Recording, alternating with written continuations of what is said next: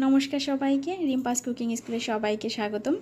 আজকে নতুন আরেকটা ভিডিও নিয়ে আসলাম তোমাদের জন্য।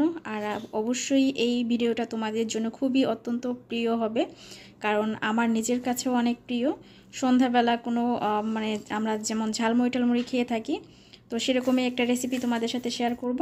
তো চলো, ফার্স্টে আমি এখানে চাল নিয়েছি, আমরা যে রেগুলার চাল খাই ভাতের জন্য। তো সেই চালের মধ্যে আমি একটুখানি লবণ আর একটু জল দিয়ে একটু মাখিয়ে নিচ্ছি। আমি রেসিপিটা আগেই বলছি না, মানে এটা কি আমি বানাচ্ছি আমি একসাথে দেখিয়ে দেব, দেন তোমাদেরকে আমি জানাবো এটা কি আর কি নাম দেওয়া যেতে পারে, তোমরা নিজেরাও কমেন্ট করো। তো এখন আমি এটা গরম মানে কড়াইয়ের মধ্যে দিয়ে ভালো করে এটা ভেজে নিব, এক কথায় চাল ভেজে নিব। চালটা কিন্তু এরকম আস্তে আস্তে কিন্তু ফুটতে শুরু করবে, মুড়ির মতো হবে না, তবে মুড়ির থেকে ছোট যে চাল হয় এই যে আস্তে আস্তে এরকম হবে। এটাকে আমরা চাল ভাজা বলি, আর অনেকের এলাকায় অনেক হয়তো বা নাম আছে, তবে আমরা এটাকে চাল ভাজাই বলি। তো একটা পর্যায়ে ভাজার পরে কিন্তু চালটা এরকম মুড়ির মতো প্রায় হয়ে যায়, মানে মুড়ির মতো ওরকম শেপে আসবে না, তবে এরকম হবে আর কি। তো এটা আমার ভাজা হয়ে গেছে, এখন এটা চুলা থেকে নামিয়ে নিচ্ছি।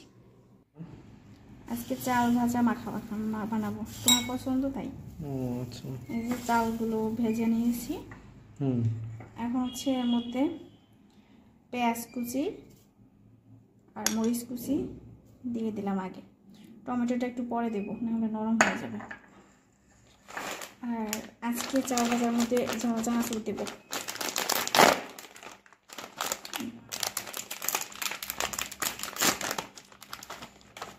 রুচি ঝাল চানাচুর, এটা দিলে বেশি মজা হবে। একটাই দিই, হ্যাঁ।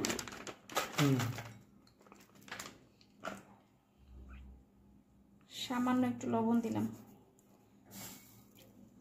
এর মধ্যে একটু সরিষার তেল দিব।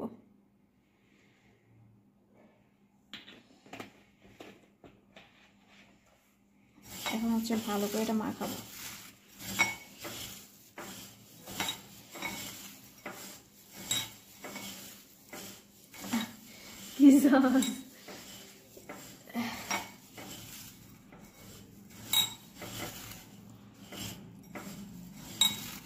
শীতকালে এই ভাজা চাল ভাজাটা বা বর্ষার সময় খাইতে অনেক মজা হয়, তাই না? আচ্ছা, এখন টমেটোটা দিয়ে দিব।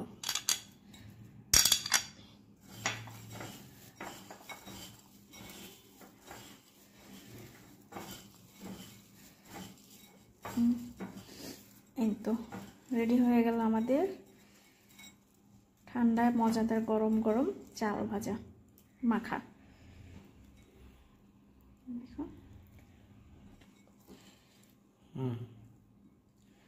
ছবি দেব।